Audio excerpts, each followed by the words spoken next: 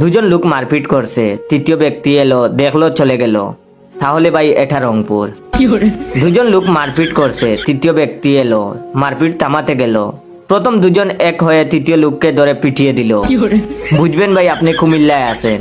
দুজন লোক মারপিট করছে, তৃতীয় ব্যক্তি এলো, বলল আমার বাড়ির সামনে মারপিট করো না, অন্য কোথাও যাও। ভাই আপনি খুলনায় আছেন। দুজনে মারপিট করছিল, তৃতীয় ব্যক্তি এক কার্টুন বিয়ার নিয়ে এলো। তিনজনে একসাথে বসে পড়লো, খিস্তি কামারি করলো তিনজন মিলে। তারপর বন্ধুত্ব পাঠিয়ে বাড়িতে ফিরে গেল। তাহলে আপনি নিশ্চিত সিলেটে আছেন। দুজন লোক মারপিট করছিল, কিছুক্ষণ বাদে দুইজনে মোবাইলে কথা বলতে লাগলো। আর তারপরে 50 জন লোক এসে মারপিটের যোগ দিল। আমি ভুল না বললে আপনি এখন ব্রাহ্মণবাড়িয়ায় আছেন। দুজন লোক মারপিট করছিল, তৃতীয় ব্যক্তি এসে দুজন রেই থাপড়াইয়া কইল, মারামারি করস খানে। নিশ্চিত থাকুন আপনি এখন মৌলভীবাজার আছেন।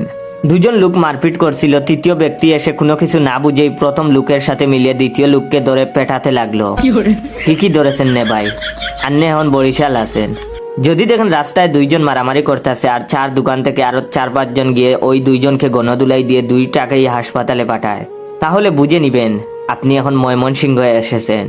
দুজন লোক মারপিট করছে, আশেপাশে প্রচুর লোক দেখছে আর মোবাইলে ফটো তুলছে। একজন লোক এলো,